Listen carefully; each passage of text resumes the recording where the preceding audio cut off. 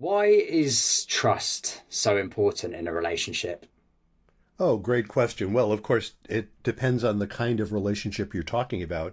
But if you're talking about a couple relationship, if you ask most people, they're going to want to feel that the partner that they are with is living up to the commitments they've made, is keeping the promises in terms of, if they're a monogamous couple, they're not having sex with someone else.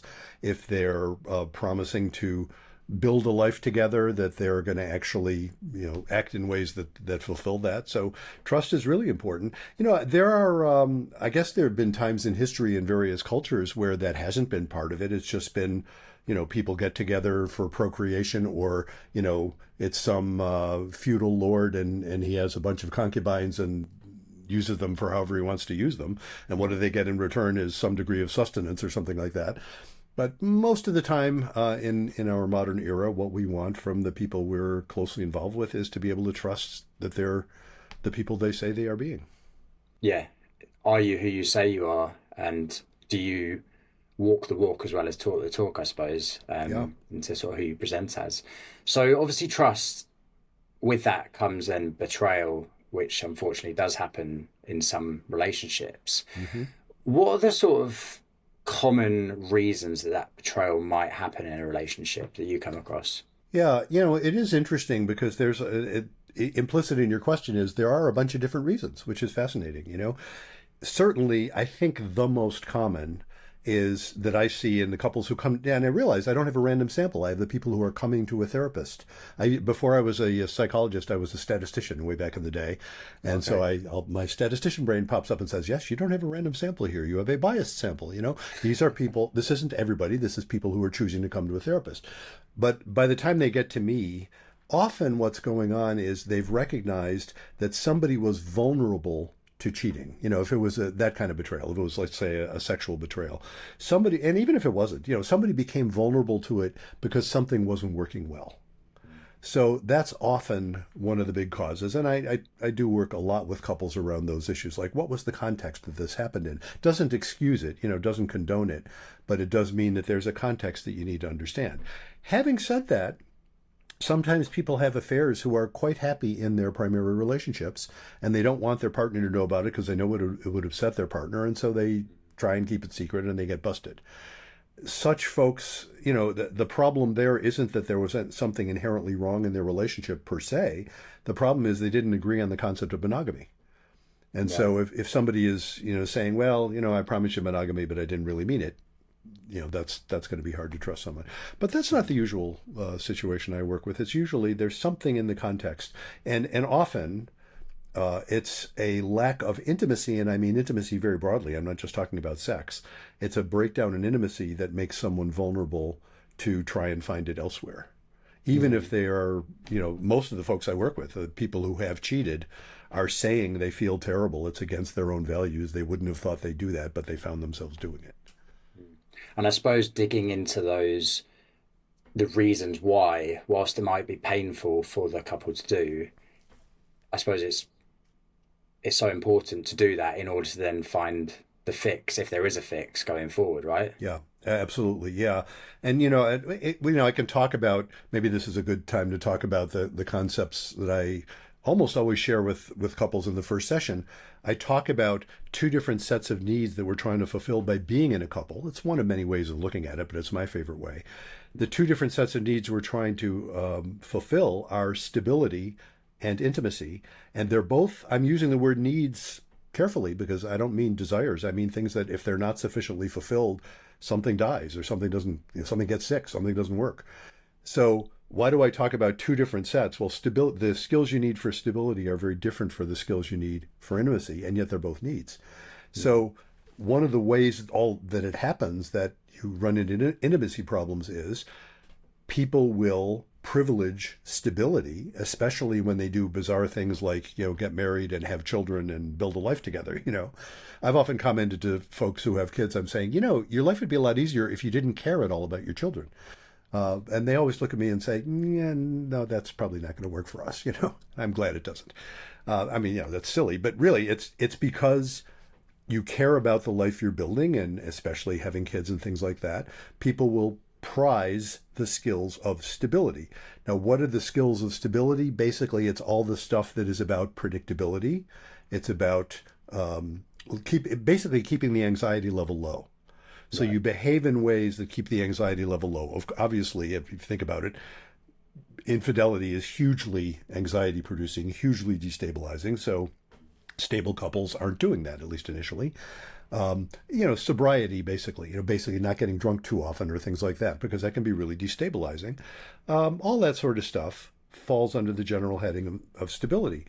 And what people will often find is they will start to say, well, I don't want to rock the boat too much because it's really important that things stay stable. Intimacy, I am claiming, is every bit as much of a need as stability is. But the skills of intimacy aren't at all about keeping the anxiety level low. The chief skill of intimacy is to tolerate anxiety rather than freaking out. And yeah, people will often look at me funny when I say that and say, wait a minute, I thought intimacy is supposed to feel good, right? It's like if you have great sex, I guess by definition, if I'm calling it great, I guess it feels good, right? Of course it does. And not just sex, lovely moments of emotional connection and all that sort of stuff you could generally fit under the rubric of intimacy. Of Yeah. course it feels good. But intimacy also includes, when I talk about intimacy, it's a broad definition. I'm saying intimacy is when you are fundamentally honest with yourself and each other. Those are moments of intimacy. Nobody's intimate 24/7.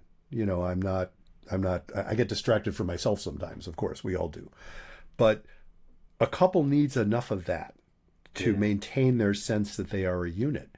And what often will happen is, it's one thing to say you have these lovely moments of connection, but what about if somebody wants to do something as simple as complain about something, a garden variety complaint? Hey, I wish you would do more of X, Y, or Z you're not doing, or less of X, Y, or Z that you are doing, or whatever. That's going to raise anxiety. It's not going to be fun. If a couple has some history, see, I'm making you sweat even by saying that. Yeah, you told me before it's very hot there. For those of you watching the video, I couldn't resist saying that. I know the feeling anyway. No, that for couples that have had a history of maybe a conversation kind of going off the rails, if somebody raises a complaint and they get into a big fight or a deep freeze or something like that, then they get even more reluctant to bring something up. And when that happens, they're essentially shutting down intimacy. And it's not just complaints, of course, that raise anxiety. What about if somebody wants to say to their partner, I've been thinking of trying something in bed with you that I'm a little worried you're going to think is weird, or I'm a little worried you're going to think is like disgusting or something, but it's something I really want to do. It doesn't mean that you have to do it, but even to bring it up is raising anxiety. And failing to bring it up, if it's something really important, what people will start to do is shutting parts of themselves down. And Yeah. over time, that becomes deadening. And, my little spiel about stability and intimacy, I usually finish it up with my favorite metaphor, which is if you think about a plant, a seed gets planted in fertile soil and it germinates and sprouts, starts to grow. Somebody comes along and paves a sidewalk over it. Why would they pave a sidewalk over it? Well, for stability. It's easier to walk on. What that plant is going to do, it's not just going to sit there. It's either going to crack the sidewalk or it's going to die trying. And we've all seen, plants growing through cracks in sidewalks, there's a lot of energy there. The roots of a plant provide stability, but intimacy is the energy for growth. And I guess I mean that more than metaphorically. I think there's something literal about that. It's the life force, the thing that wants things to grow and interact with their environment. Humans want that too. Couples are a living organism, not just the two people in it. And it wants to grow. And if that gets compromised, the couple tries to crack the sidewalk. Now, what does cracking the sidewalk look like? Well, various things. Among things, like we already mentioned, is an affair. Sometimes an affair is somebody cracking the sidewalk. Sometimes an affair, not an affair, but sometimes cracking the sidewalk is somebody gets very depressed because it feels deadening. Somebody sort of blindsides the other person by saying, I'm out of here, I can't stand this anymore, and the other person didn't even realize it. Yeah. Sometimes it's they start fighting about anything and everything except what they really actually need to disagree about because they're too scared to talk about that.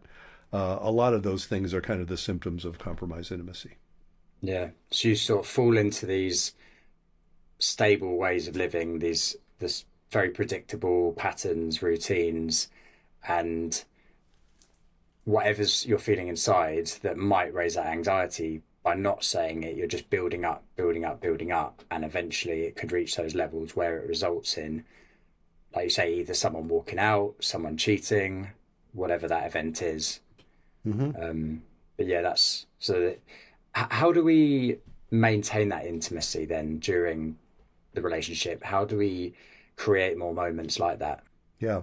Well, there's a couple ways of addressing that. One is look at the couples that can, because some can. Now, I said before, I have a biased sample. Nobody makes an appointment with me just to tell me how well it's going. So I'm not getting my examples of couples that have done well over the long haul from my caseload because they're not those folks. But I know folks, and you probably know folks, and at the moment, I am happy to say I am in a 21-year marriage that is like that. So I have some personal experience of it. And I also, by the way, have some experience the other way around too. I'm those of you who can't see me, I'm 74 years old. I'm not a young guy. So when I say 21-year marriage, it was not my first marriage, it was my second. The short story of my first marriage is that both my ex and I went on to marry really wonderful women, and we're both a lot happier. That's what happened in my first marriage. But the point being, I have seen it. And if you say, well, okay, how do they manage to do it? How do folks who are in that manage to do it? It's always something about that ability to tolerate the anxiety of bringing stuff up that you don't know how it's going to go. And of course, when it's going well, and look, some of this, you mentioned the name of our podcast is Couples Therapy in 7 words. The 7 words, I'll say what they are right now. That's be kind, don't panic, and have faith. And maybe we'll talk about that later, maybe we won't. Yeah. But I joke with my wife that there's also the 4-word formula. Find the right person. There is some of that. I absolutely recognize that.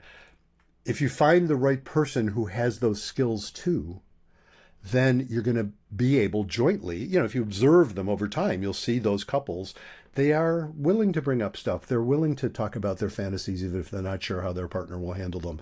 That's how you're able to keep that sort of spark alive. Mm-hmm. And the couples who can't are the ones who are freaking out.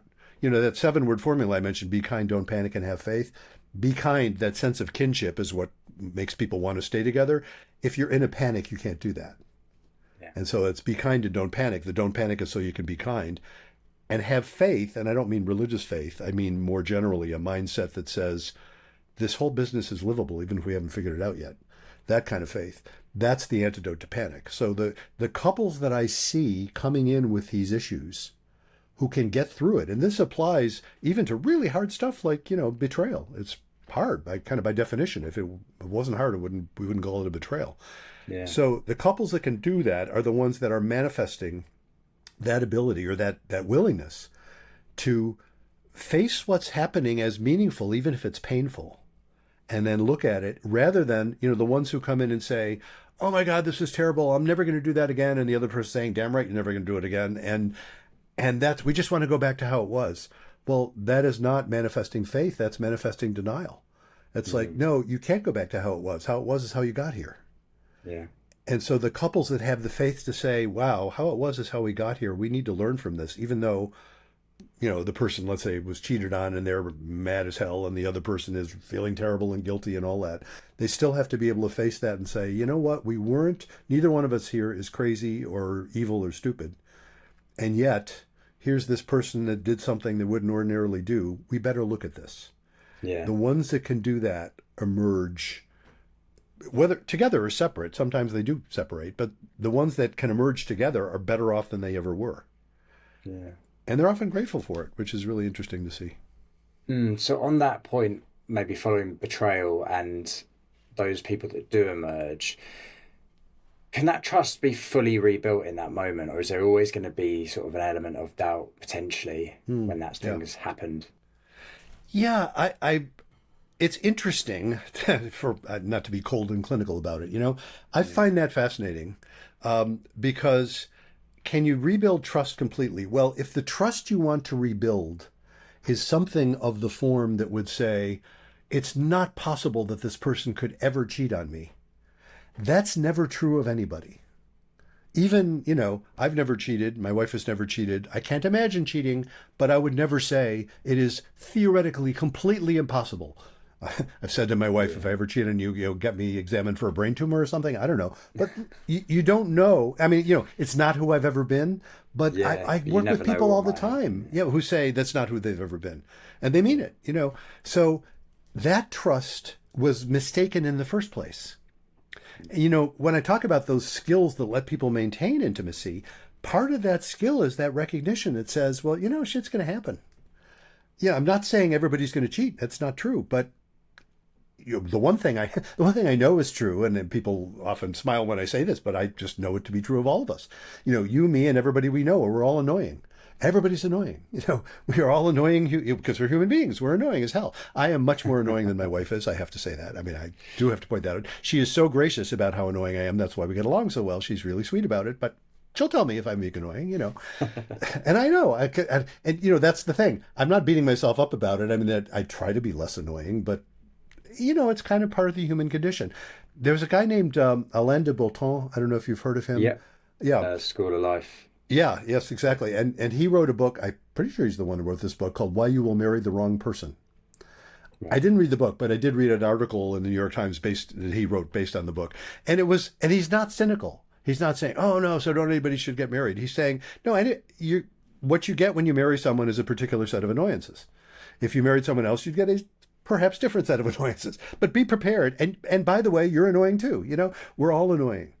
And the couples that do well are the ones that can be gracious about that, recognize it, not panic about it.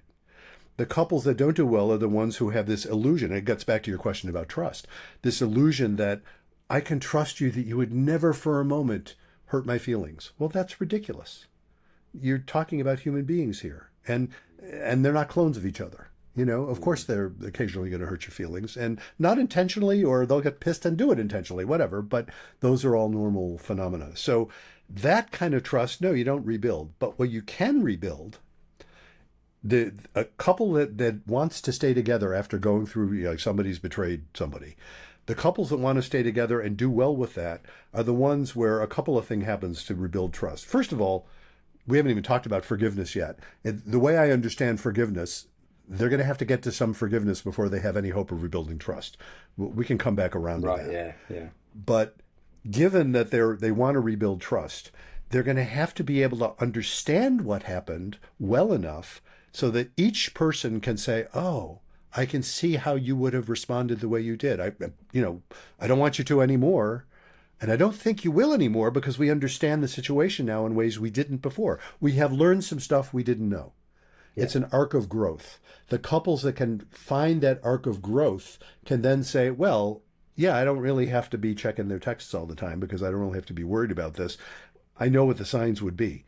So that's one element. And then the other element is, and even if, God forbid, we didn't see it coming and the son of a bitch did it again, even if that happened, yeah, I'd probably divorce him, but I'd be okay. Yeah. That level of trust. It's like, okay, it would suck. I wouldn't want it, but basically we'd be okay. Yeah. And so that's a level of trust because that lowers the panic level. Then you can, manage those anxieties without crossing over into panic. Yeah. So touch on the forgiveness aspect of it Yeah. then. You sort of mentioned in there about that. And I suppose that's the first step, isn't it? Because Yes. ultimately, if you're never going to forgive someone, that's it. It's done. Yeah. Well, you wouldn't want to be. It's funny. I just mentioned this. I was talking to somebody the other day, and I remembered a couple I worked with maybe 10 or 15 years ago, where the guy had cheated repeatedly. I think he had been hiring escorts or something on business trips, and she found out about it years, after he'd been doing it for years, and she was pissed. And I worked with them for, I don't know, a few months, whatever it was. And they figured, well, they're going to find a way to get through this, but they never really got to that place where she could forgive him. Yeah. And just a couple of years ago, I heard from him again. He wanted to talk to me about a new relationship he was in. What had happened? Well, his wife had died, and he had nursed her, through her cancer, and taken care of her. She never forgave him, and what she was basically saying was, no, she was kind of dedicated to making him suffer. So that's a relationship where there wasn't forgiveness. Most folks would not want to be in such a relationship. So it's trying to hold it against him to make his life more miserable, Yeah, I suppose. Yeah. yeah, it was just That plain sort of old thing. revenge, which Yeah. it's painful. No, we talk, forgiveness. First of all, people talk about forgiveness several different ways, basically two different ways. Some people, when they say forgive, they mean, oh, if I forgive someone, then I'm restoring the relationship with them. That's similar to, in a sense, it's similar like when we use the expression, I forgive the debt, a financial debt. If I Right. forgive the debt, that means you no longer owe it. It's forgiven. Debt forgiveness. It is owed. And so we're back where we started. Maybe I wouldn't lend you money again, but that's another story. That's different. But I'm talking about that's often people will use that term. So if you forgive somebody, you're implying, I guess I can be okay with you. I guess I can trust you. I guess I can restore the relationship to what it was, or overlook it, or try to forget about it, which is ridiculous. But that's how people often use forgive. I don't like that approach for reasons I will make clear, I think, in a second. I like the notion of forgiveness as what some people call forgiveness as an inside job. In other words, forgiveness has almost nothing to do with the person you're forgiving. It's entirely about letting go of it yourself. Hmm. And in that sense, and I love to quote Anne Lamott, the novelist, she's written about this. She's got a great quote about this. She says, to not forgive is like drinking rat poison and waiting for the rat to die, which I just Yeah. love that concept. Yeah. Because, Yeah. yeah, you're filling yourself with poison, and you got to get the poison out of you, and then you can worry about the rat. Maybe you're still dealing with a rat. Maybe you're not. Maybe when you've gotten the poison out of you, maybe you're realizing, this isn't a rat. This is just a person that kind of screwed up, and I know what that feels like. That's nice. But sometimes it's like, nah, I still got to deal with a rat. Whatever it is. But you get the poison out of you. So that's what I mean by forgiveness. It's when you're no longer obsessed. It's another lens to view it through that I had a lot of training in earlier in my career was treating trauma. To help people process trauma, very similar process. When you've processed a traumatic event, it means that when you think of it, you don't panic. You can remember it, and Yeah. the act of remembering has become safe, even if the events were horrible. But the act of remembering it no longer throws you for a loop. That's what forgiveness is. So I mean it in a very internal sense. If you can do that, then you can think about the possibility of building a relationship. Now, how do you forgive somebody? And I have in my book on betrayal and forgiveness, I talk about 3 steps, and I always like to point out when I say that, beware of authors who talk about 3 steps to anything. Here I am, an Three's the author. magic number. Yeah, well, of course, yes. What do they call it? The rule of threes in comedy or something like that. There's that. Yeah, but it makes it sound like, well, 1, 2, 3, there you are. Yeah, not so simple. Of course not. You remember, Kubler-Ross and her stages of grief. The 5 stages of grief. Even she said, don't take this too literally. It's not like Right. one after the other and stuff like that. So anyway, but I do talk about 3 steps, and I always like to point out step 1 is forgive yourself. Even if somebody else cheated on, if somebody else cheats on me, why do I need to forgive myself? Well, because part of me, I'm going to blame myself. I'm going to say, how could I be so stupid as to not see this? How could I be so blind? Or what did I do to deserve this? What did I do to make them do that? Why, don't they love me anymore? It's all about blaming myself initially. That's a very normal human thing to do. It's a mechanism to, because consider the alternative. If it wasn't partly my fault, then what kind of world do I live in? I have no control whatever. Yeah. So there's always that element of forgiving yourself. And forgiving yourself boils down, in a sense, to recognizing I didn't know what I didn't know. I was who I was. It was valid to be who I was. I wish I had known what I know now. I would have acted differently, but I didn't, and I couldn't. Mm. I can beat myself up all I want, but no, I was who I was, and it's valid to be who I was. I'm the product of the usual mix of genes and environment, like everybody is. So I was doing the best I could. That's, if you can really feel that in your gut, that's what it feels like to forgive yourself. Step 2 is to forgive whoever hurt you. And I claim that's a short step. Now, sometimes people look at me funny on that one too. People look at me funny a fair amount. Maybe I look funny. I don't know. But that, people will say, wait a minute, that's not a short step. How can I forgive that jerk that did what he did or she did or whatever it was? Well, if you really have in your gut got that sense that you can recognize you were who you were, I'm forgiving myself. It's like, oh, I was doing the best I could. I can extend that same grace to the person who hurt me. It's like, well, I wish they hadn't been thinking that way. I wish they hadn't been angry at me and basically wanting to say fuck you and whatever they were doing. But they were, and I can kind of see how people get there, even good people. I guess they were doing the best they could too, you know? Mm. That's what it feels like to extend that to someone else. That's step two. Now, I mentioned there are three steps. And the third step I have a funny name for, but you don't have to be religious to appreciate it. I call it forgive God. You don't have to believe in God in any traditional sense to appreciate this. It's like, yeah, forgive that we live in this universe where stuff like this happens. You know, that in spite of I'm doing the best I can, and even the person who hurt me is doing the best they could, and we get hurt. You know, bad things happen to good people. You know, what's that about? That's the classic theological problem of theodicy. You know, that sense of how could a good God let bad things happen to good people? Well, it's not so simple. That's how. Or, you know, read the book of Job, and of course, and if you absurdly oversimplify the book of Job, it's basically God saying, yeah, you wouldn't understand. And Job saying, well, yeah, you're right. You know, but there's something right about it. You know, Job's faith is all about that sense of, well, this, you know, this sucks, but I guess there must be something right about it. I don't possibly couldn't fully understand it. You know, where were you when I laid the foundations of the world? You know, that stuff. And to say you don't have to be religious to appreciate that sense. It's like, yeah, we don't have a God's eye view of the universe. We're not going to understand it all. But if it weren't possible for people to get hurt this way, we wouldn't have freedom to do all kinds of things. Everything would be messed up.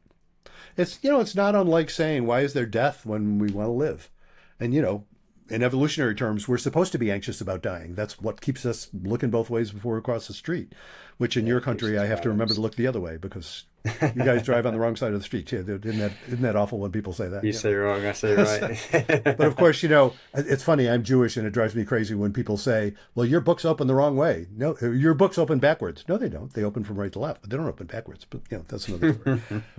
So that phenomenon of forgiving God is another way of saying that is that's what I mean by that word faith. It's that Mm, recognition that this whole business is right to be what it is, even when it kind of sucks.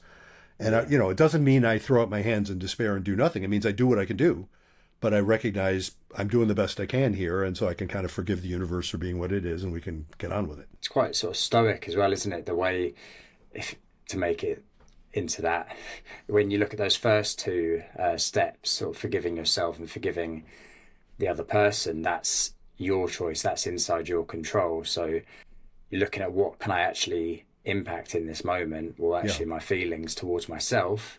And like you said, that's such a common thing that we do as humans is start to castigate ourselves for things that the actual thing that happened was out of our control, maybe. hmm But we tell ourselves a story to make ourselves feel like we could have done something. yeah, When in reality, all you can do is sort of learn from it and move forward. yeah. And that's how you feel when you're forgiving yourself. Yeah. Right? Then you say, okay, well, lesson learned, painful lesson learned, but I can move forward. Before you've forgiven yourself, you're still, you know, a lot of what happens, I think, in our brain, you know, there's limited parts of our consciousness. I'll speak more generally than just the brain. Limited parts of our consciousness that have any sense of time, whatever. And so, and, you know, you notice this when you're in a dream, you know, and dream sequences are like time is bizarre. It's sort of not Mm. well defined. That a lot of what happens early on when somebody's going through the shock phase is there's whole bunches of their consciousness insisting that they go back and make it not have happened. I love how in English we have that past participle, you know, not have happened. Is that, I think that's past participle, isn't it? No, the Yeah. past, I Yeah. forgot what it's called anyway, but, you know, there's a lot of languages where you can't say that. You can apply it, but Yeah. you can't say that. But, you know, you want to go back and change history. You know, you just will not accept that that occurred. So you want to go back and say, well, I should have, now that I know this, I'll go back and make it not happen. Well, of course, that's impossible. But we often feel that way. When you're forgiving yourself, you're no longer doing that. You spoke about sort of some of the key aspects of relationships, and we spoke about sort of that stability and intimacy and the balance that's important there. We spoke about trust. Are there any other sort of key ingredients to a successful relationship? Well, yeah, I mean, I guess it comes up in lots of different contexts. One of the things I've written about in one of my books, I mean, I have met people, and perhaps you have too, who are really two good people who love each other, who like each other, who get along, and nevertheless bump into a deal breaker. And so that sometimes happens too. You sort of have to make sure there aren't deal breakers going on. I have a chapter in one of my books called How to Know When to Call It Quits. And that's you'd be amazed, or maybe you wouldn't, at the number of folks I work with, and these are usually younger folks for reasons that'll be obvious in a moment, that maybe they've been together 4 or 5 years and they've never had the conversation about, oh, by the way, do you want to have kids? It's astonishing to me. They're heavily involved, and they've got a house together and they built a life together, and they've just never had that conversation, or they put it off. It's like, well, I don't know, maybe, whatever. Come to find out that one of them is absolutely determined. Especially, often it's the woman who's getting close to 30, or she's feeling her biological clock ticking. And not only that way, but often that way. And often it's a man who's saying, I don't want to have kids. I thought you knew that. And that's a classic deal breaker. It's like, well, either somebody's going to change their mind, ideally without resentment, or they're in for trouble. It's just not going to work. And there are other deal breakers too. Things like basic values. What's been fascinating in my country, in the United States, especially since 2016, since Trump's first election, was the degree to which political differences have entered into couples' work that it never did before. I've heard that sort of they did surveys on sort of whether parents would want their children to partner up with someone of the Mm-hmm. opposite political party, and how that's changed over the recent years. It's now a massive proportion of people wouldn't want Hugely. that. Yeah, It's it is. And fascinating. in fact, some of the dating sites have also done research on this, and people who will or won't accept anybody who's on however you define the other side. And as I mentioned, I'm 74 years old. I was 9 years old in 1960. So what is that? The significance of that, for those of you who know American history, that was the year that Kennedy and Nixon faced each other in the presidential campaign. Kennedy won very narrowly. And I remember my parents saying, my father said on election day, my father said he voted for Nixon, and my mother said she voted for Kennedy, and they just laughed. They just laughed about it. They just said, "Oh, isn't that funny? I guess we canceled each other's vote," and nobody cared. It wasn't Yeah. a crisis in the slightest. It was just funny. Now, it used to be, who am I quoting here? I think Professor Lauren Hall is somebody we've interviewed on our podcast, she has a wonderful Substack I think it's called The Radical Moderate's Guide to Living, or something like that. Her concept of radical moderation, I highly recommend it. It's really, really cool stuff. But she pointed out that it used to be that the huge determiner of whether a couple would marry or wouldn't marry would be if they're of the same religion. People would Right. rarely marry outside their religion. Now, it is way more common for people to marry outside their religion than to marry across a political difference. Mm. And that's new. That's never been true since they've been measuring such things for the last however long, 100 years or so. So that is a problem. That comes up, and this comes up in the context sometimes of deal breakers. It's like, okay, I can't respect you if that's how you feel. If you think that, if you're, I'm blue and you're red, or I'm red and you're blue, or whatever, in these aren't Yeah. even that old. The red blue thing is not even that old. I think it's only like 30, 35 years old. It came from some election night where one of the networks had, the Republicans in red and the Democrats in blue, and now it's like red states Oh, and blue really? I states. didn't Yeah. know that. It's that doesn't go way back at all. But Okay. well, yeah, it used to be red. When I was a kid, red was the Red Scare. I was born during the McCarthy era. Red was communist. That's like, that doesn't sound Yeah. like Republican. That sounds like what Yes, the Republicans accuse reverse Democrats colours of in the being. UK as well. Our more right-leaning parties are blue and Ah, the left are yes. red. So Yeah, it yeah. was just kind of coincidence about how it turned out that way. But whatever it is, to cross that divide, for a lot of folks, they just can't wrap their brains around it, and which is sad. I Mm. think it's sad anyway.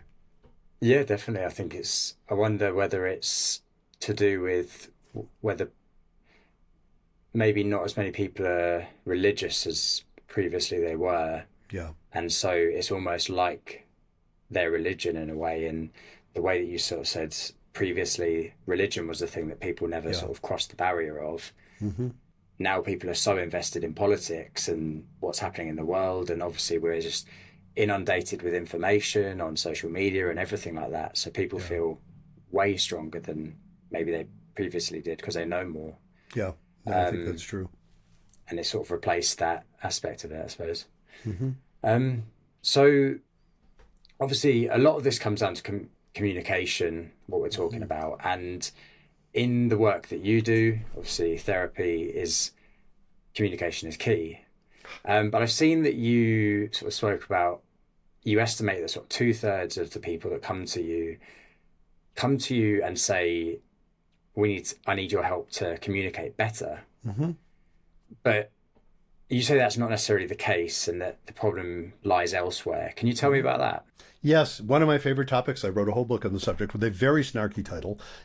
It's not about communication. Why everything you know about couples therapy is wrong. Is that a snarky title or what? And I have to mention, by the way, spoiler alert, late in that book, I also point out, with respect to the subtitle, why everything you know about couples therapy is wrong, I point out that applies to me too.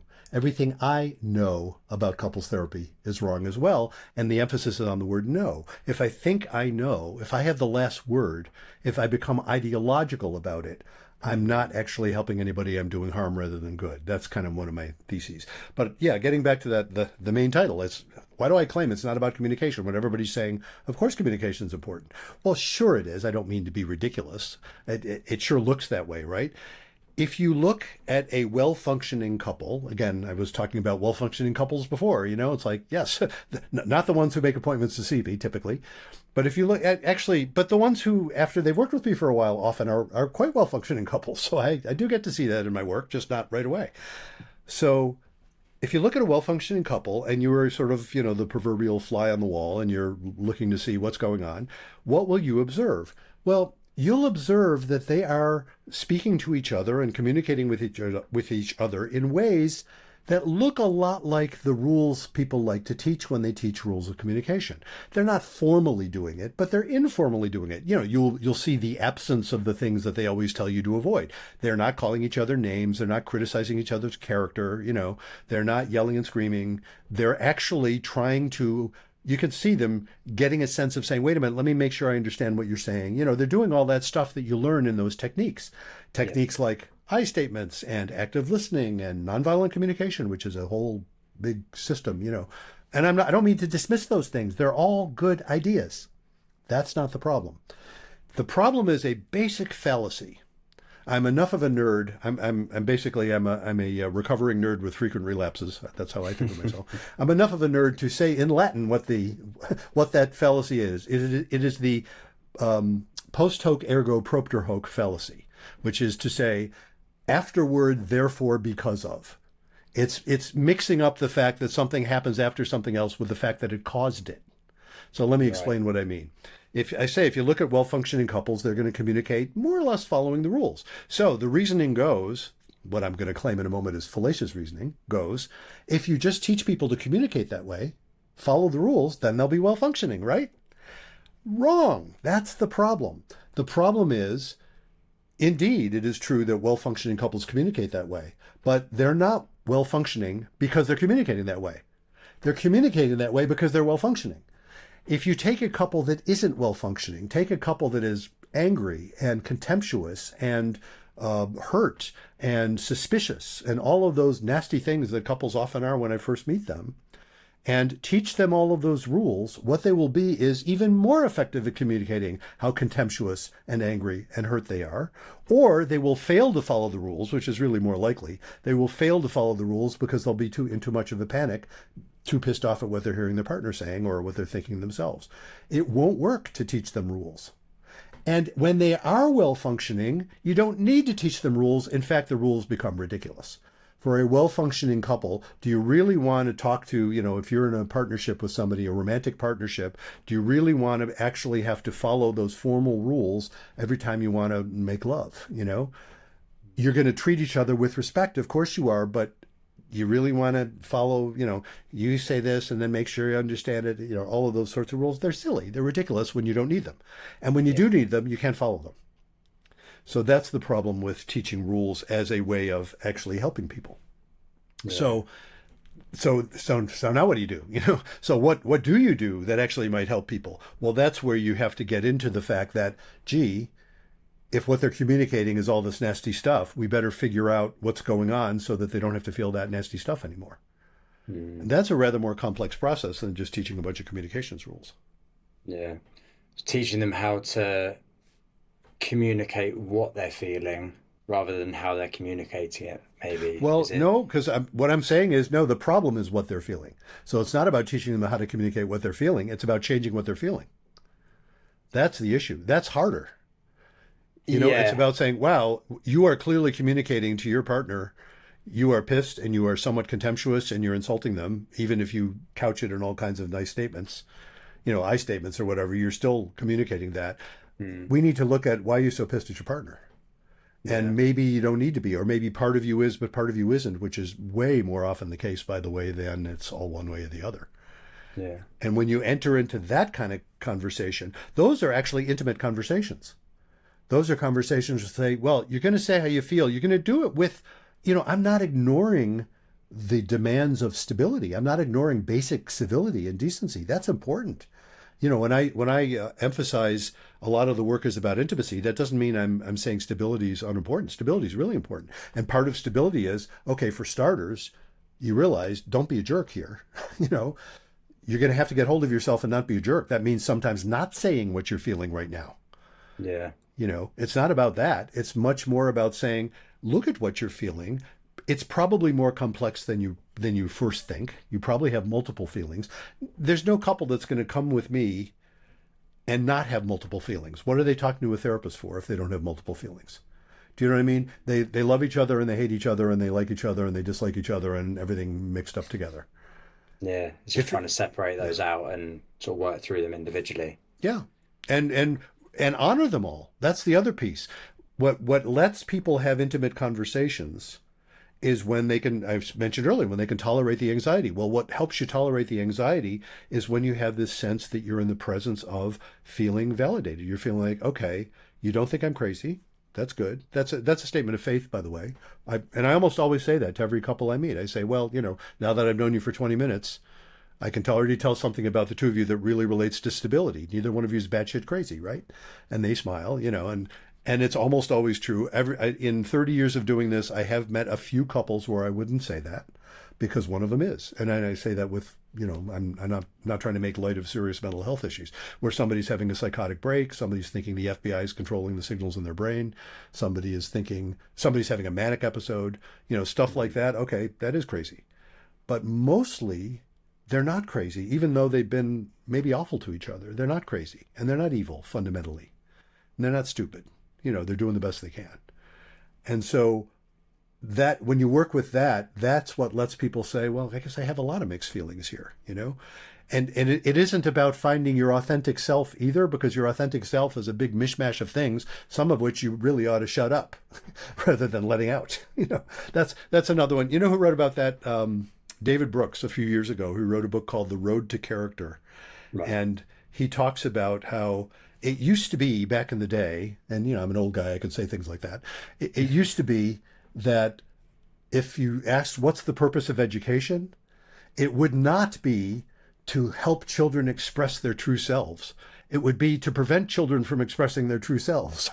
It would be about saying you have to control these animalistic urges that are going to make them into little monsters. And that's the basic purpose of parenting and education. Now, I'm not saying we should go back to that. I'm not saying Yeah. we should go back to brutality.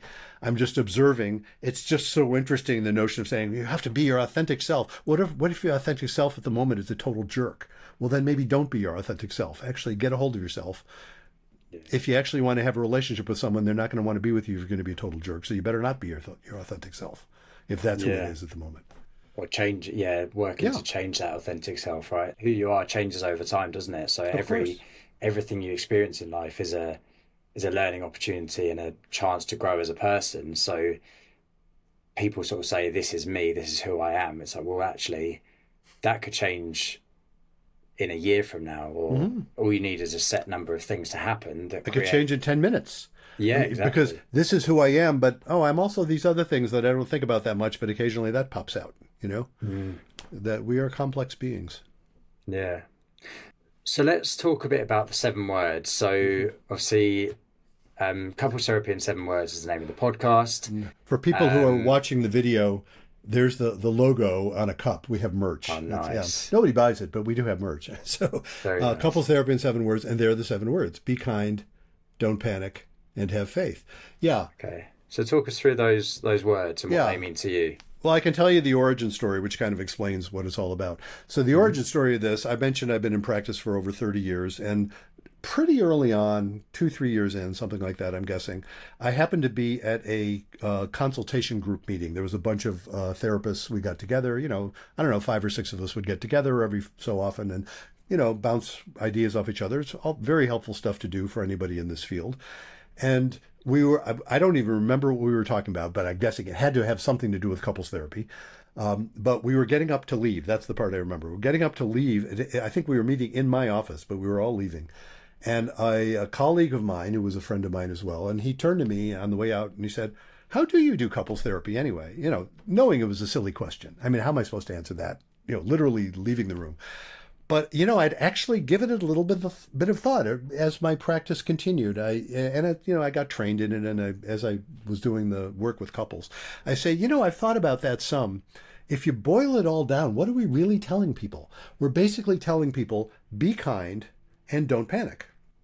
And I think I mentioned this earlier, kind in the sense of kinship. That's what keeps people feeling like, okay, well, we're having trouble, but we're on the same team here, so let's see if we can work this out. Be kind. And you can't do that if you're in a panic, so be kind and don't panic. And, the techniques one learns in being a therapist often, again, if you look at it from sort of a 50,000-foot view, they're all about helping people not panic in the moment. It's like, okay, this is not going to be easy to think of, but let's, you're in the presence of someone who's not judging you harshly, unconditional positive regard, as Carl Rogers would have said, you're in a safe space here, emotionally, or as safe as we can make it. Think about this stuff. It's kind of scary, but don't panic. So that's what I was saying. So I started sharing that little 5-word formula. There's only 5 words there. You have to count "and" to get the 5, It's sort of like what's Smokey the Bear's middle name, anyway, whatever.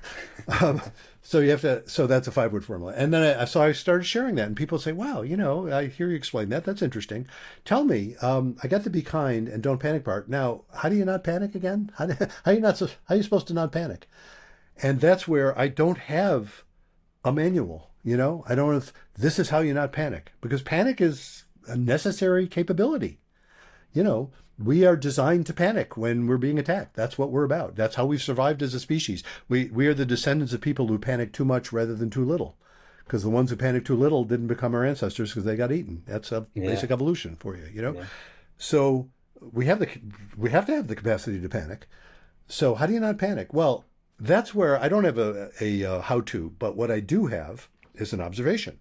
And I referred to this, again, I alluded to this earlier.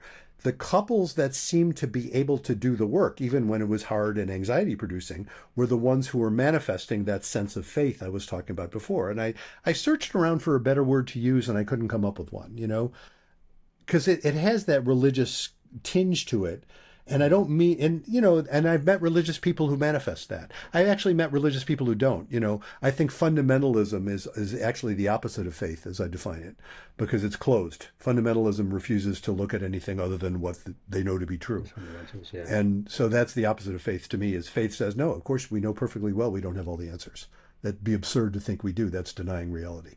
So, but anyway, the couples that manifested faith, those are the ones who were able to not panic and therefore do the work and get someplace. The couples that didn't manifest faith didn't. So that's I tacked on the 2 words and ended up with a 7-word formula. So be kind, don't panic, and have faith. And how does one acquire faith if one doesn't have it? It's not something you can't buy it at the local, as you would say, chemist shop, or we would say pharmacy, You can't buy it there. You can't get it from your local clergyman even, You certainly can't get it necessarily from your therapist or even from your friends. But because it's not a commodity, is what I'm saying. Yeah. It's a practice. It is a mindset that you develop by practice. And that does involve a certain act of will, which is to say, I'm going to practice this idea that says, rather than letting myself view the world as meaningless and despairing, I will view the world as meaningful, even though I don't understand it, that capable of finding meaning even in the worst stuff. Viktor Frankl's book, Man's Search for Meaning, where he... Yeah, one of my favorites. Yes, it's classic, of course. And what is he writing about, among other things? Finding meaning in the suffering he goes through at Auschwitz, which is just pure evil. And yet he finds meaning in that suffering. And that's the kind of mindset I'm talking about. So the couples that can do that, and what it takes to do that is to practice. It is an actual practice that does involve a certain degree of decision. You know, you can decide to do it and then work at it for the rest of your life. Yeah. I think it's a really nice sort of seven word mantra that, yeah, really just encapsulates everything that is involved in what you're doing and sort of making those changes. Mm-hmm. Um, so I sort of want to broaden it out from just relationships for a moment. Sure. So talking about couples and stuff as we have been, but broadening it to relationships as humans. Obviously, over recent years, as computers and technologies have evolved, we've sort of come to this place where we're now all together online, but we're actually very lonely in person. Mm-hmm. And we've got this sort of mental health crisis, if you like, or at least a lot of people definitely struggling with certain aspects of their mental health. And a lot of that comes from loneliness as well. Um, in this world where it can be so easy to feel that loneliness, even though we are connected, what are some ways that people can start to create sort of real, genuine connections with Mm. people in sort of day to day environments? Yeah, that's a great question. You know, what occurs to me is to first of all to recognize what you just said, to recognize that just being connected, you know, on the internet in social media, I'm not saying it's worthless, but it isn't the same as genuine human connection. And so therefore, if you're actually conscious of that, and again, it's sort of an act of will, if you determine that says, okay, I'm going to find spaces where I can connect with other fellow humans, not electronically, but in actual spaces, you know, actual real life spaces. To make a determination to do that, I think is a first step. And a lot of people either don't know to do that, or indeed, when you talk about, you know, how lonely people feel and often how depressed they feel and anxious they feel and all of the above, it's very difficult because it feels really scary to even do that. And, you know, so to find a way of finding some organization where there's some common interest so that you can at least be in the space with people, other human beings that where you know you have something in common, or seeking out old friends, or, you know, I mean, all the ways I suppose you can think of actually establishing human connection. Yeah. That is something of a crisis in the modern era, and I think even more in your generation than in mine. Yeah. That is really folks who grew up with the internet as opposed to folks who didn't. There's Yeah. so many young folks who have not developed the skill of actually having a conversation with another human being. And especially, what about the skills of, you know, let's say heterosexual, or even if they're gay, it doesn't matter, but the skills of striking up a possible romantic relationship? There's so many folks who just don't know how to even begin doing that. Yeah. And I look back now and I'm very appreciative of I just sort of grew up in the right time, just about, Hmm. as I still sort of came home from school and went over the road and played football with friends in the park and Hmm. until it got dark and then that was it. But I then also went into that sort of a lot of online stuff, so like playing games with friends. And the thing that strikes me with that is you can play these games for hours and hours and late into the night and all this stuff, and you're talking to your friends, they're in your ear, but they're not in the room. Hmm. And as soon as you turn that technology off, you're just back in your room by yourself, just Yeah, instantly. yeah, So there's no real, if you're in person, I suppose you sort of know you're gonna like leave soon, okay, and you sort of have a goodbye almost, and you don't get that. You just sort of go, right, see you later, and then you're instantly alone. yeah. And it's a really interesting thing that I sort of look back on and think of. But Well, and your interactions in that kind of scenario, if that's the main or only way that you interact, excuse me, that you interact with friends, then it's governed by the game, or at least it's, you know, the limitations of the relationship are all about what's happening in the game. I know people have, you know, conversations about other than just the game they're playing. I've heard from folks, but it isn't the same thing as being with someone and doing a variety of different things over time and having different experiences and encountering things you might not have expected. That's a very different thing to do when you're just doing it online.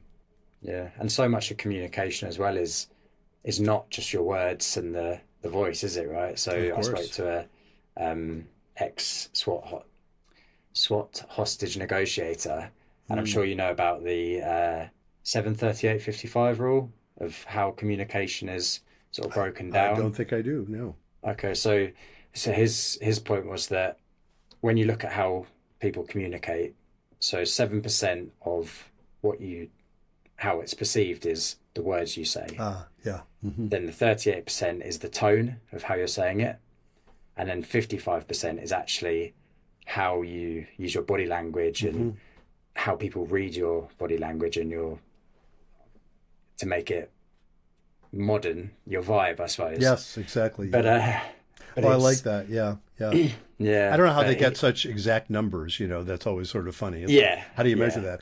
There's a I little bit of Yeah. nuance with it, I suppose, but I do have a favorite metaphor that I use a lot with folks, which actually is very similar to that. I say, especially in any close relationship, especially in an intimate partner relationship, you should always assume that there's closed captioning going on, like on a video.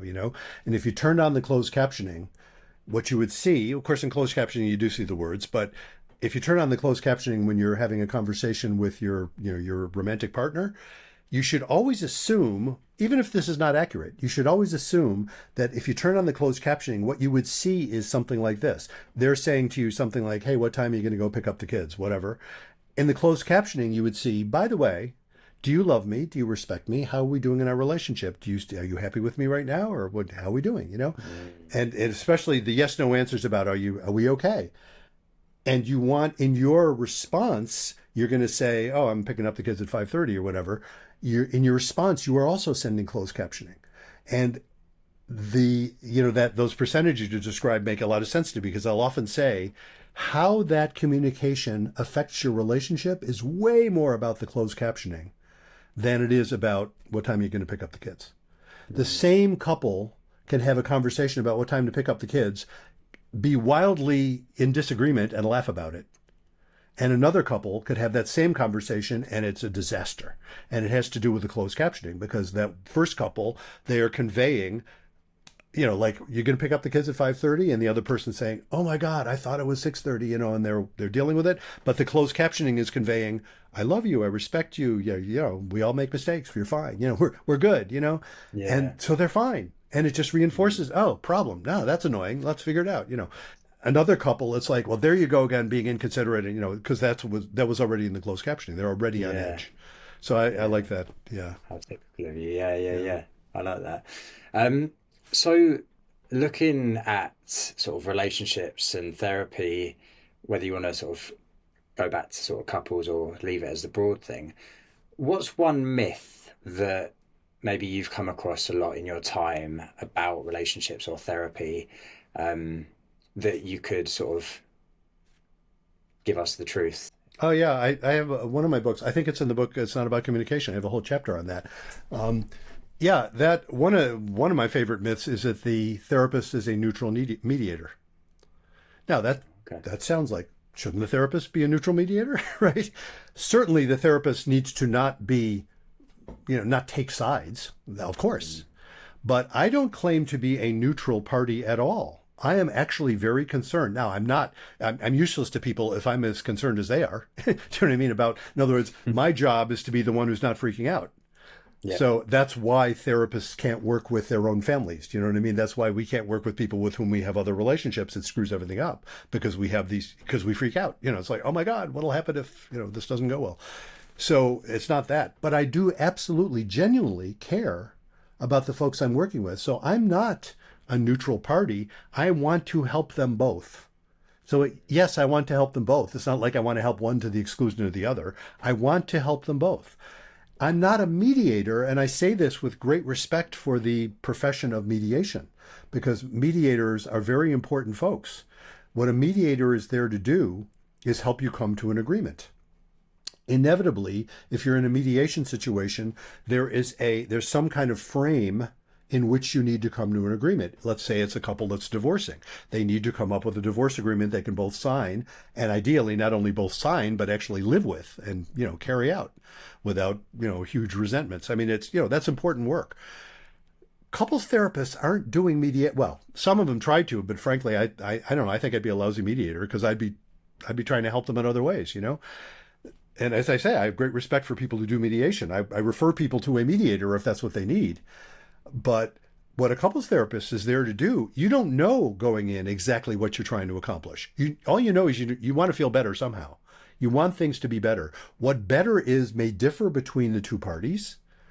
The outcome they're looking for may be very different initially. All of that stuff can shift. So therapy isn't about just plain old mediation, and it's not about neutral party that can sort of, judge between the merits. It's not about that at all. It's actually about entering into a relationship with the therapist where you're all trying to figure out, let's make this better for you. Yeah. So that's a myth that I like to bust. Yeah.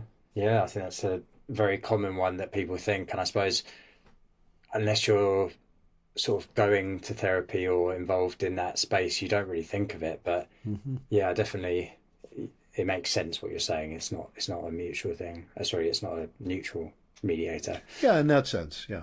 No. Yeah, yeah.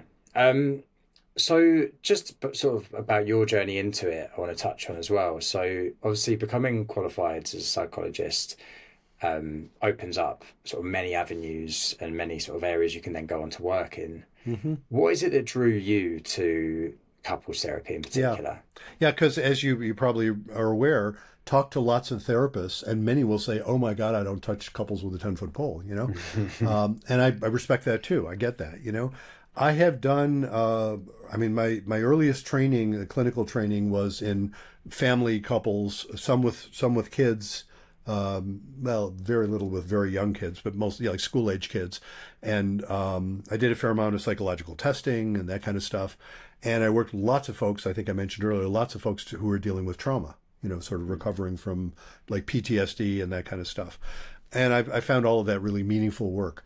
The thing about couples was there's an immediacy, and the stakes are high, they are struggling. I don't know, there's something about their struggle I can really relate to, and I think I'm good at it. Yeah, Although I know I've gotten. You've been doing it for so long. I imagine you are, yeah. Well, yeah, although it's I funny imagine because you'd know by now, right? that wouldn't explain why I got into it, because early on I wasn't. I'm Oh, certainly, okay, yeah. you know what I mean? I handle a bunch of stuff now much better than I did when I first started. I know that. I mean, you learn with experience, you learn stuff. So I don't know, there's just something, I could say it from the other point of view too.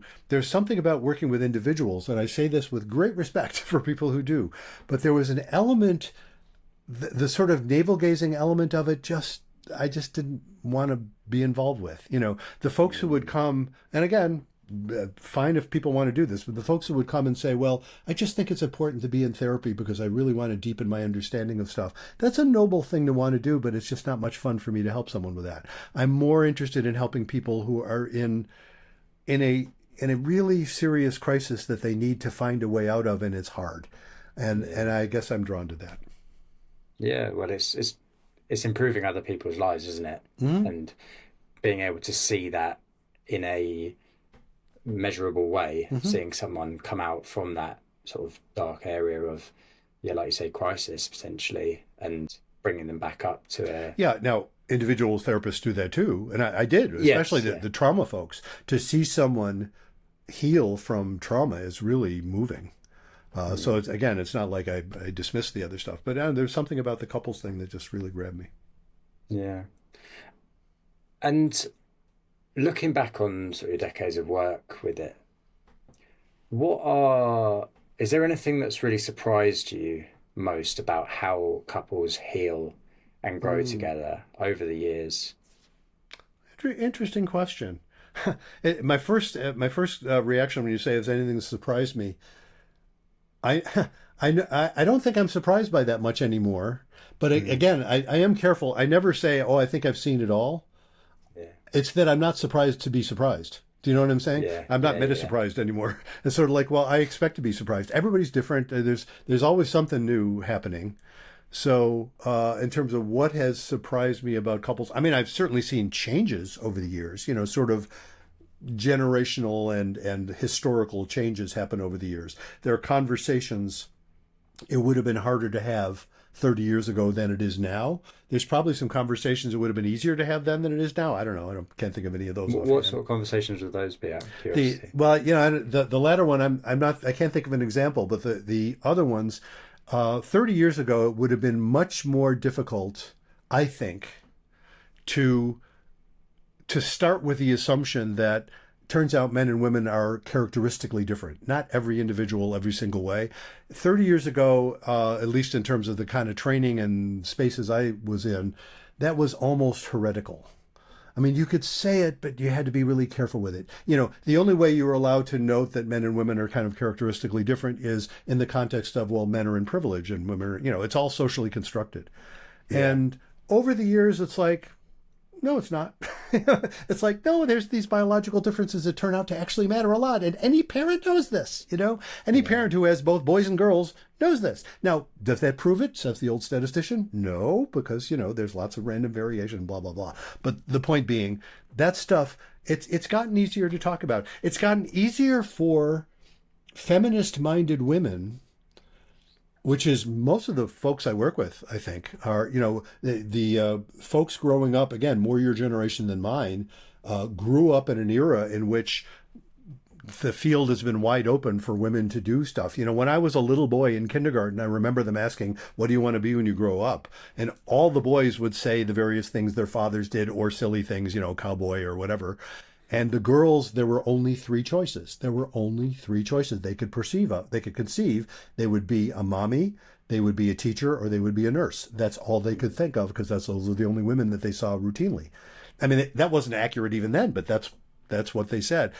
Yeah. The young generation younger than mine, women grew up totally differently around that, and it has then developed that women, and I think this is good news, not bad news, but women don't need men the way they used to. Yeah. Used to be, just for basic support. Women don't need men the way they used to. Well, over the last 30 years, I think it's gotten easier for women to become aware of saying, I know I'm free to do what I want, and most of these women who are saying this are really accomplished and educated and intelligent. And they're saying, but I don't want to have a baby and have my husband raise the baby. I want to stay home with the baby, but we can't seem to do that because I earn twice as much as he does. Yeah. And they're pissed. And to raise that as something that is like worthy of note and as something of a social trend used to be very difficult to do, and it's a lot easier. So, the nature of the conversations, I think, have shifted. Yeah, I suppose with time, those sort of things, like you say, that are sort of societally changing, Mm-hmm. change there as well. Yeah. Um, Bruce, just coming to the end then. So, something I like to do at the end of an episode is leave the listener with a question to go away with and start a conversation, maybe about what they've listened to. So, I'm going to ask you to leave a question for them. So, it could be for them to go and start a conversation with a family member, a friend, a stranger, who knows. Mm-hmm. What would that question be? Funny you should mention. It's funny. You would have no way of knowing this because I just came up with this in the past few weeks. I actually have created, this is for the purpose of the book I'm working on, I created a little assessment tool called the Stability and Intimacy Assessment Tool, or assessment form, or whatever it is. It's sort of in beta test right now. And so the question I would leave people with, a very broader, much broader question than the individual items on that assessment thing. But the question is, how do you feel your relationship is doing in the areas of stability and in the areas of intimacy? And are you willing to talk to your partner about that? So that would be Yeah, the sort of question I would leave people with. I think it's a great question. I think it opens up the door for a lot of conversations, especially between couples who might be asking that and being open to answering it honestly, which is a whole other thing, I suppose. Yeah, and the latter part of the question, would you be willing to talk to your partner? That's probably the key question. Yeah. Because if you're not, you're having intimacy issues. Mm. And I don't mean to sort of, say, oh, bad you. I just mean, no, that's worth noting if you Yeah, wouldn't be willing absolutely. to have that conversation. Yeah. Bruce, it's been fantastic. I've learned lot of takeaways, so I appreciate so much you coming on. If people want to sort of follow what you're up to, find you online, where can they do that? Easiest way, just go to my website, which is just brucechalmer.com. So if you spell my name right, you'll get it. BruceChalmer, brucechalmer.com. That's got information on my practice, which I do by telehealth. It's information about my books, about the Couples Therapy in 7 Words podcast that I do with my wife, Judy Alexander. All of that stuff is there if you go to brucechalmer.com. Awesome. Yeah, I'll link the website down below as well for anyone listening or watching. They can just scroll down and click it. And if you've enjoyed the episodes, please do share it with someone who you think will find some value from it.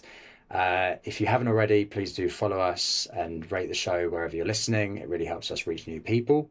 And you can also follow on Instagram at The Lonely Chapter Podcast. And lastly from me, thank you for listening and stay curious.